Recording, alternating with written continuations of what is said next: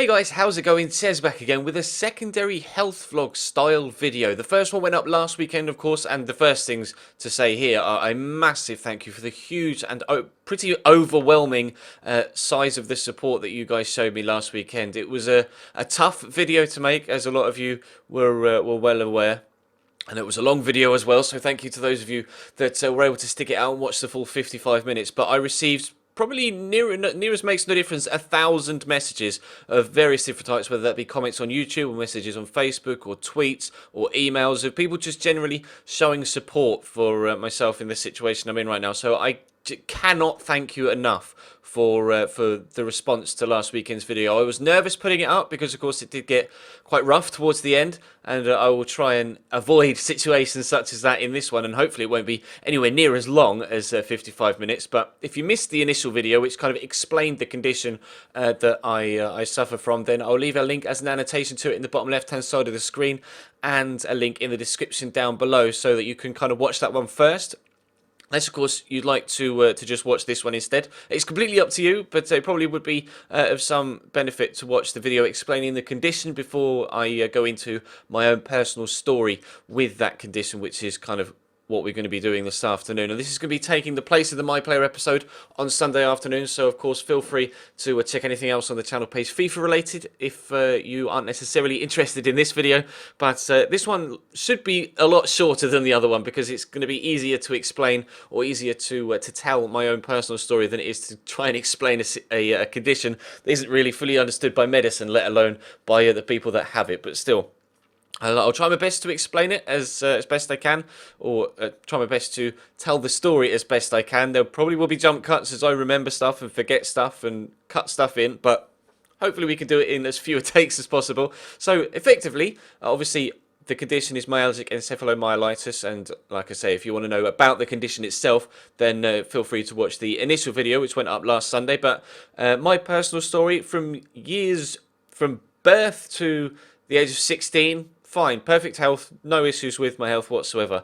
Then I finished school, or finished secondary school, which in England finishes at 16. I did my GCSEs, it was fine, got the grades I needed to go to sixth form in Cambridge, and I went to Hills Road sixth form in Cambridge, and I started sixth form in the September, and then it was kind of around about October half term, so I hadn't been there long, 6 or 7 weeks or so.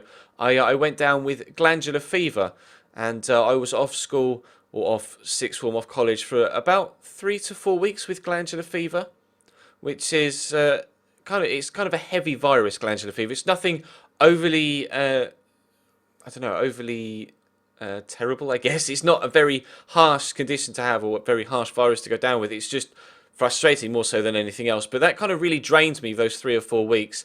I then went back to school back to college after those 3 or 4 weeks, and seemed to be fine, and was, going to all of my classes and etc. for the remainder of that calendar year. And then around about early January, as I went to go back to school, I found myself kind of suffering the same symptoms I have now, just to a lesser extent. It's kind of I don't know, kind of a light version of what I have now. It was called PVF, or post-viral fatigue, which is kind of goes hand in hand with the glandular fever. Yeah, actually quite common with people that have glandular fever. They tend to get PVF, or post-viral fatigue, for 2 or 3 months after they have glandular fever. And I did get that. I was off college from the January to the May. It was around about the end of May, around about my birthday, end of May, when I recovered from PVF, and it was, like I say, it was kind of like a light version of the condition I have now, but it just went. It was a similar situation in that they don't really know what causes it, don't really know how to cure it. It's just symptom management. And I was,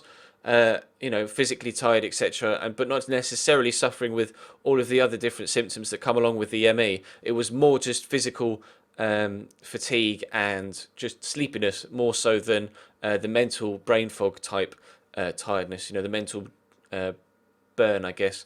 The draining mentally that I get now.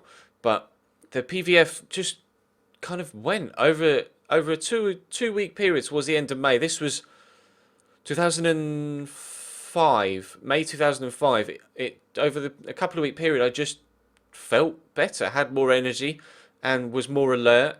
And towards the end of the 2 to 3 week period, at the end of May, I was effectively fine again. So rather than go back to college, I went out to full time work. I went to work at a company called Sapura in Cambridge. They're a telecommunications company. You'll have seen when Cambridge played Manchester United at home. You'll have seen Sapura on the back of the shirts. That was the company that I worked for.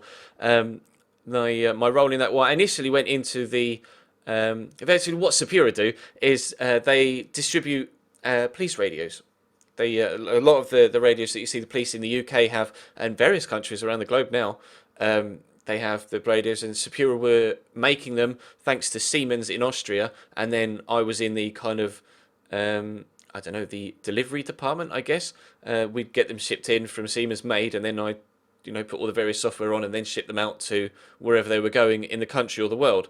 Then I did that from 2005 to 2006, and then in 2006 I moved departments to the repairs department, and then in the repairs department I was kind of a test engineer. The radios would come back when they were broken, they'd get fixed, and then I'd test them before they went back out to the field to make sure that they worked okay. And I did that for the next 12 months or so, and it's probably in June, July of 2007, I started to feel run down again. I found myself getting progressively more and more tired, able to do less physically, because after the post viral fatigue, so from Mayish 2005 to June, July 2007, I was fine. I was back playing football all the time. I was back going to Cambridge United home and away every week all around the country. I was effectively exactly the same as I had been pre having glandular fever in the October of 2004. So I seemed to be fine, and then in the June, July of 2005, June, July 2007, sorry, I started to get, I felt myself getting more tired again and able to do less physically, and the brain fog was starting to come in. And I thought, well, I've been here before. I don't want it to. I wasn't sure whether it was possible to relapse, so I went back to my GP and said, look, I'm having some similar symptoms. Is it possible to have a relapse? Am I just doing too much? And the GP I have right now is fantastic. He's been, absolutely on point with me the entire time. Whenever I've gone to him with something related to this condition, he's been perfect. But he said it's unlikely for you to have a relapse, so you're probably just doing too much. Try and just do less, so that you're less hectic and your body gets time to rest, and you'll probably recover. So I did that for the next month and a half or so. But it got to the point mid-August 2007, mid-August 2007, where I was sat there at my desk at work, and I just was completely exhausted, just drained of everything, and I couldn't cope with even just testing a radio. I said to my bosses, I'm sorry, I have to go home. And I went and got a sick note from a doctor, and initially the sick note was for 2 to 3 weeks, just for me to just solidly rest for 2 to 3 weeks. That was on the 20th of August 2007, and I didn't go back. From 20th of August 2007 till now, until YouTube came along, I've been unemployed and had no job. So from August 2007, I effectively I was too tired to go to work, but was still able to do a few small things socially. Like I could go to Cambridge games at the weekend, and I could maybe go and see friends once or twice a week in the evening, either down the pub or go to the cinema or whatever, or go for a meal. And that was kind of where I was in August 2007. Still able to do stuff kind of socially, but not really able to do anything else whatsoever.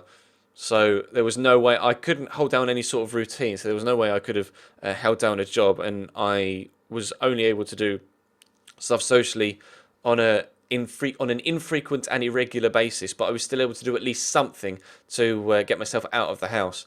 And I was starting various different medications. I went to see a ME specialist in Peterborough, and 3 or 4 various different sessions with them throughout the 2007 to 2009 period.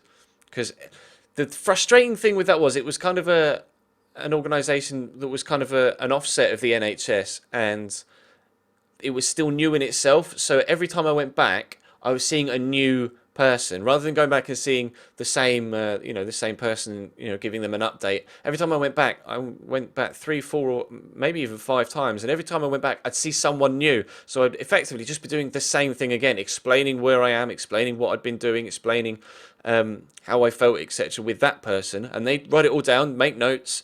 And then next time I go back, 6 to 8 months later, be seeing someone else, and the person's notes that were written down last time had gone with them to a various different job, and I was having to effectively explain the exact same thing to the different person in the NHS. So it was kind of a cycle that wasn't really going anywhere. So I stopped going to see that specialist, because not only were they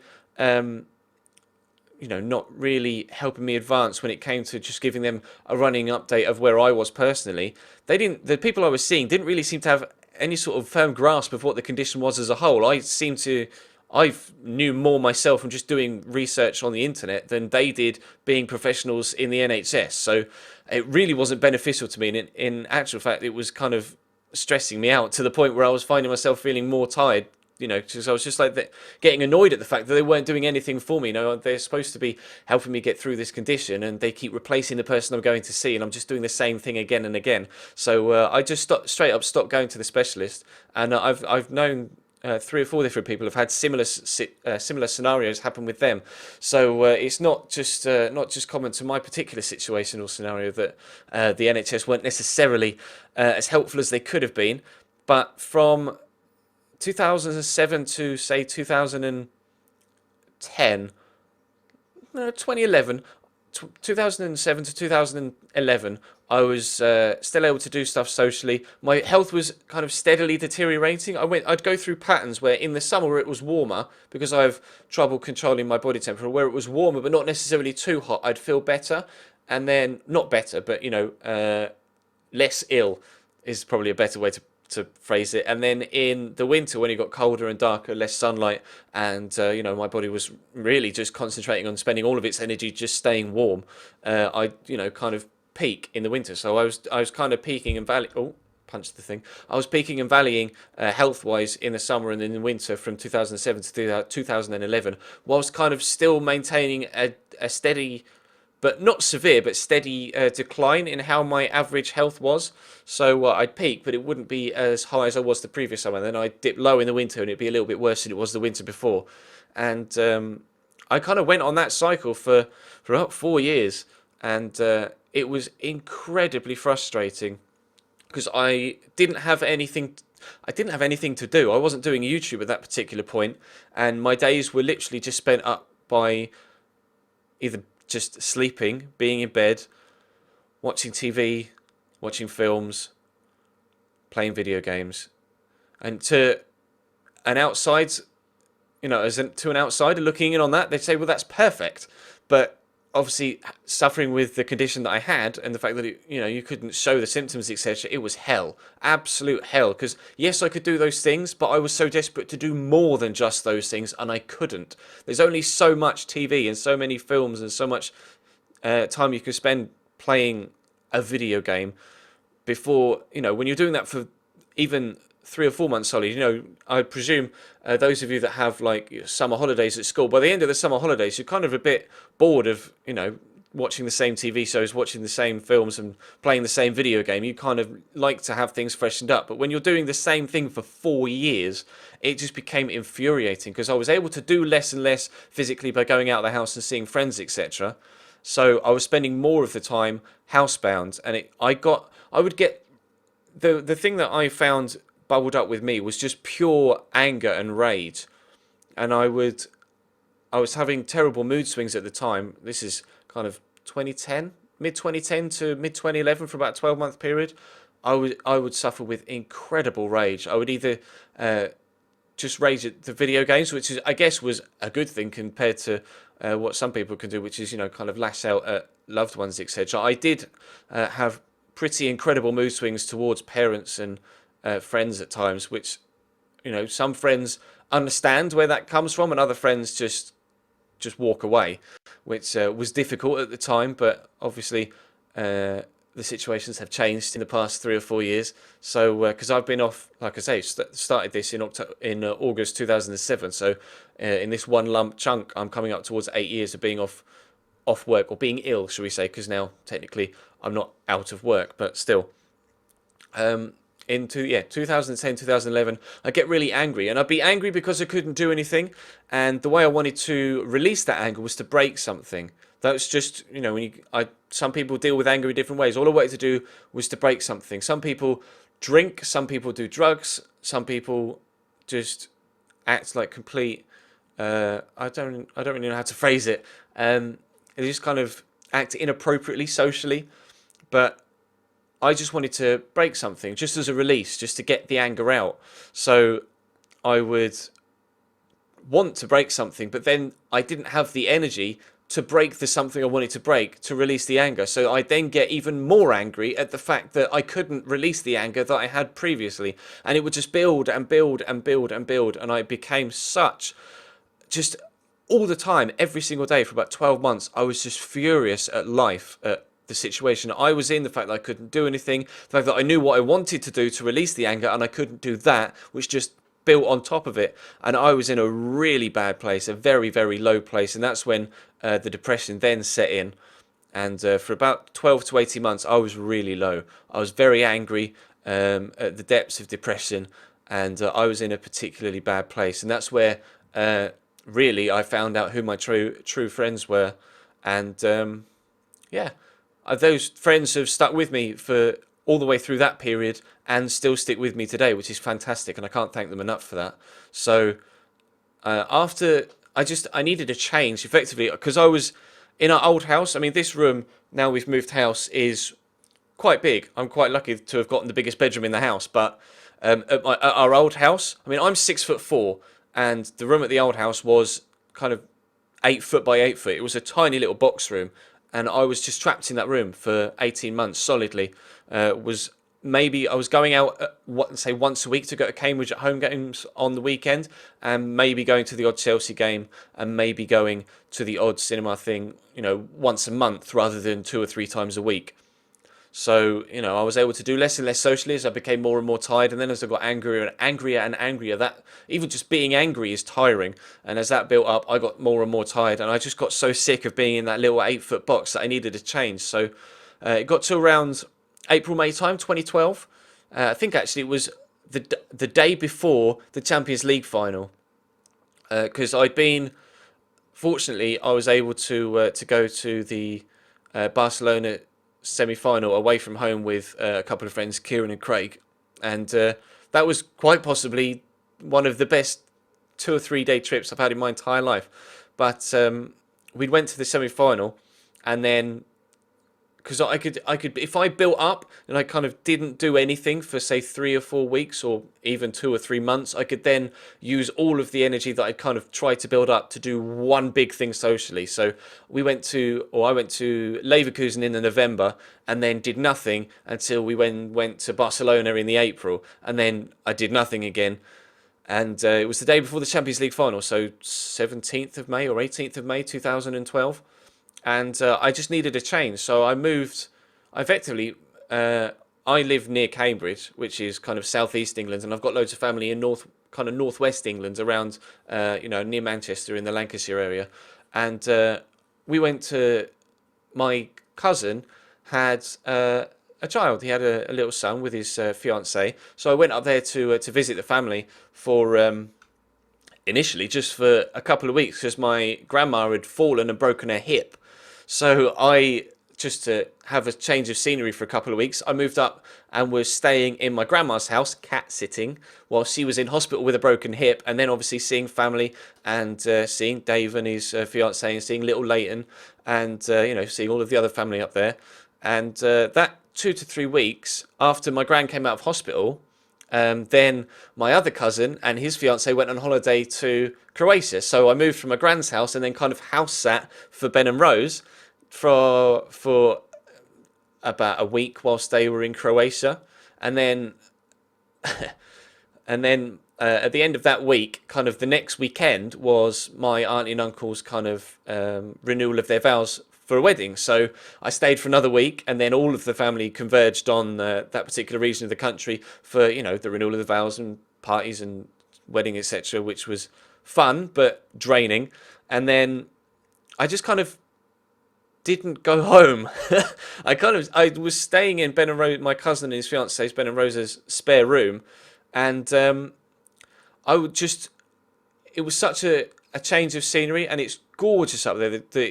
Where I am now, it's just flat fields and it's boring and it's empty and there's nothing. But where they are up there, it's beautiful. The scenery is gorgeous, and obviously being down here and then being up there, I don't get to see family that often. So I was just enjoying seeing everyone, and obviously I love kids. So seeing little Leighton grow up, he was 3 weeks old when I first went up in kind of mid-May. So watching him grow up, and I kind of got a case of baby fever. I was like, I want a child effectively at that point. For like 3 or 4 months, I was just, everything I was doing was kind of solely focused on Leighton, which was really strange for me. But I was at that point doing YouTube on my old channel, and I was uploading one video every 2 days over on my old channel at that point, and I was kind of around about 500 or 600 subs, etc., throughout the entire period that I was living up there with Ben and Rose. And I stayed there effectively all the way up till Christmas, and quite possibly the most enjoyable 6 months of my life. Really close with that side of my family, and they were fantastic to me. And obviously, I tried to help out as best I could with stuff around the house, Ben and Rose's house, when I could physically, and obviously helping out with raising Leighton whenever I could, which was fantastic. I adore that little boy, and he's an absolute hero, and I love all the family up there to bits. So I thoroughly enjoyed that particular 6 month spell. But I stayed there from mid-May and up until like 3 or 4 days before Christmas. I came home a couple of times, once for about 3 weeks, I think, in the August, because I think I came out just to make touch base effectively with everyone back here, to see some friends, to to see my parents and my sister, etc., to come home and actually spend 3 or 4 weeks here. And then we went back up in the August for my sister's birthday for a meal, and then I ended up just staying again from the August of 2012 until 3 or 4 days before Christmas. I came back home in the December, which was hard actually. I thoroughly enjoyed every single second that I spent living up there, and if it weren't for everybody down here, I probably would move up there in a heartbeat. But I love all of my friends down here. I love being this close to London and to Cambridge United and to Chelsea. So I find myself being kind of anchored down here, but I let myself wander around the country and around the globe, etc. Eventually, and that's the plan, at least when I can. But I kind of came home in December 2012. All throughout the time, my health has kind of been steadily deteriorating. And I came back home in the December of 2012, and that was when I started to get pretty much housebound. I went to the Community Shield in 2012 in August, which was Chelsea versus Manchester City, and I think that was the last football game I was able to go to, which will be 3 years. Which will be 3 years in the summer. And I mean, I was going Cambridge United and Chelsea home and away every week up until that point. But from August 2012, I haven't been able to go to a football game as my health slowly deteriorates. I came back to, back home, late 2012, early 2013, and I was just housebound. And the anger started to build up again, which was frustrating. But I tried to channel it. And that's where the YouTube came in, because effectively prior to that, I didn't feel like I had a purpose in life. I was effectively just a wasted space. I was a waste of a life because I had nothing to do. I wasn't doing anything for anyone. I was effectively just being, which was a horrible state of mind to be in. So I threw myself into my YouTube channel. And at the time, I was coming up towards 1,000 subs on my old channel. This was February 2013. And I had a bit of a to-do, shall we say, with a bit of miscommunication with the network. So I started a new channel, the Chesnoy Gaming channel, in 2013. February 2013. Got partnered in March 2013 with Machinima. And uploaded daily. And just threw myself into that. So I felt like I had a purpose. Like I wasn't just wasting time or wasting the life by just doing nothing all day. I was making a video to entertain, at the time, 300 or 400 people, but that gave me so much self-belief, and it made me feel like I had a purpose in life to actually, I was doing something constructive, which up until that point, for the past 6 years, I hadn't felt like I was doing anything constructive whatsoever. So to actually have something to put some passion into and a hobby was fantastic. So I did that, and from the start of Chestnut Gaming Channel, I started uploading daily, and I did that throughout all of 2013 until the start of 2014, where I started to upload twice daily. I did some of you will remember if you're with me at that stage, when I started doing the sticker book, the World Cup sticker book stuff. That was probably April 2014. Probably April 2014-ish, March, April 2014. So I'd started from going one video a day to then doing the My Player on a Tuesday and a Thursday and at the weekend as well. So I was uploading twice every, twice 4 times a week, but then only once a day on the other days. And then once the sticker book thing came in, that filled the other days, and then obviously that series eventually got replaced by other series, etc. as we moved through FIFA 14 up towards FIFA 15. And the release of that in September, and I effectively was doing nothing other than YouTube at that point. I didn't have the energy to do anything socially, so social media plays a big part and a big role in my life, with me being able to keep in contact with my in real life friends.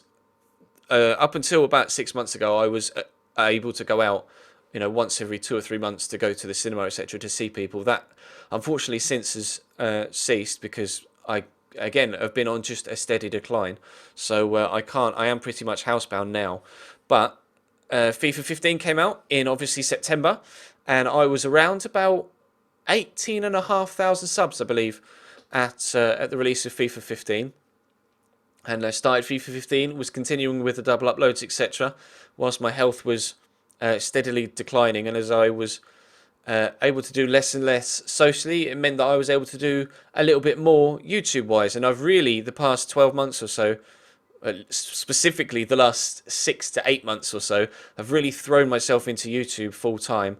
And because it was weird, a lot of people that aren't able to do YouTube full-time until they can stop doing their previous job and use the YouTube income to fund life effectively, and have YouTube become their full-time income. But I was able to do YouTube full-time from the off, which I guess gave me an advantage when it came to growing, or at least gave me an advantage when it came to being consistent.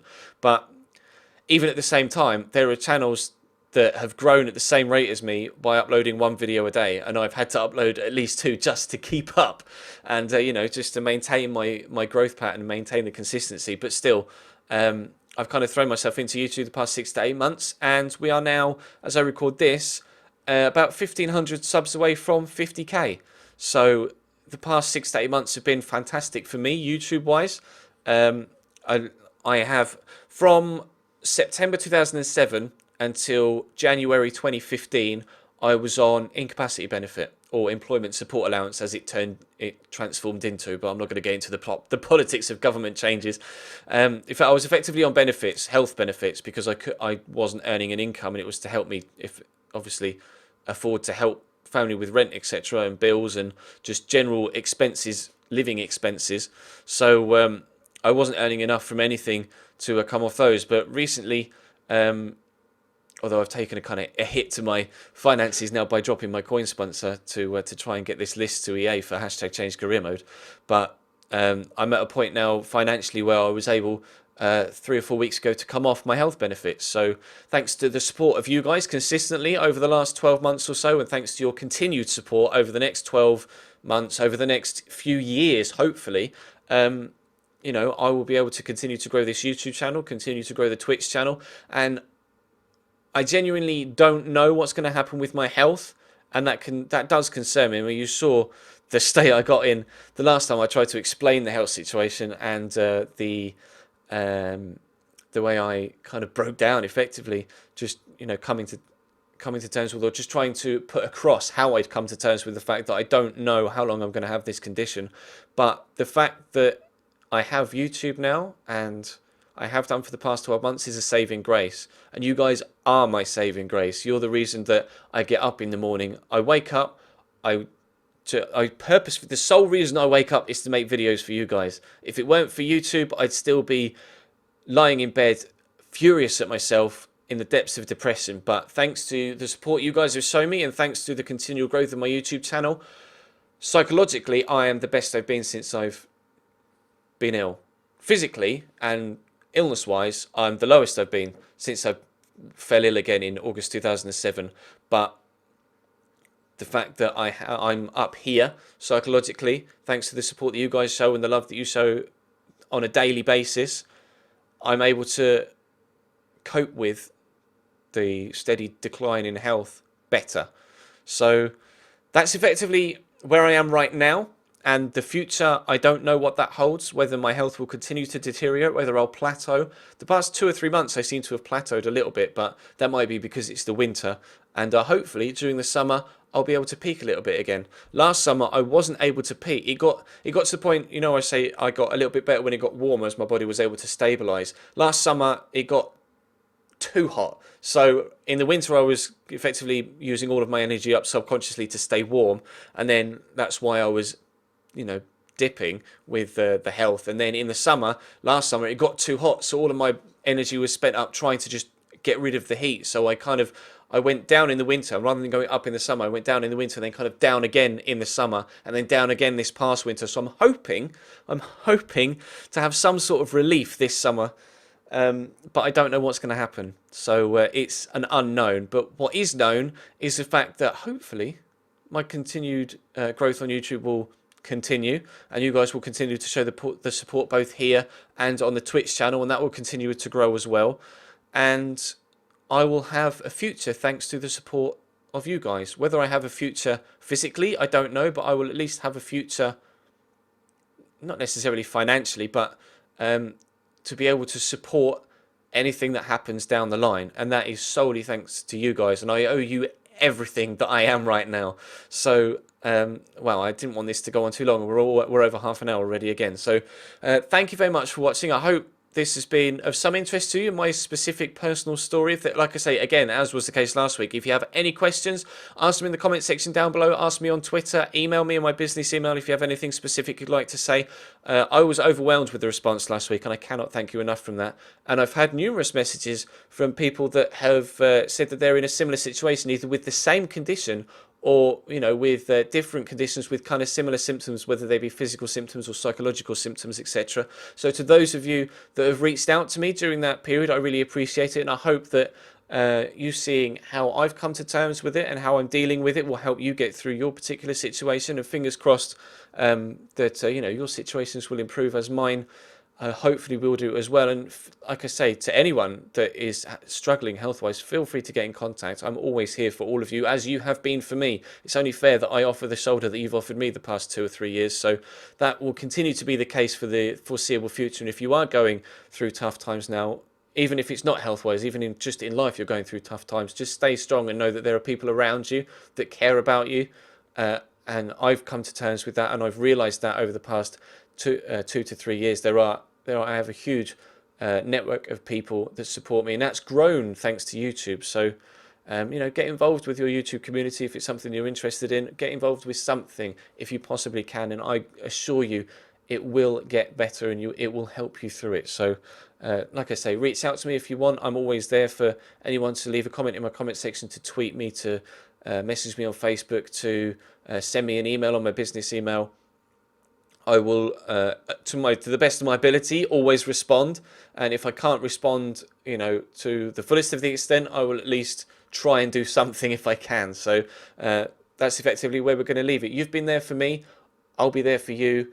And between us, you, if you're in difficulty, or you in general, and I, thanks to your support, will have a future in life, and I can't thank you enough for that. But that is going to bring today's episode to a close.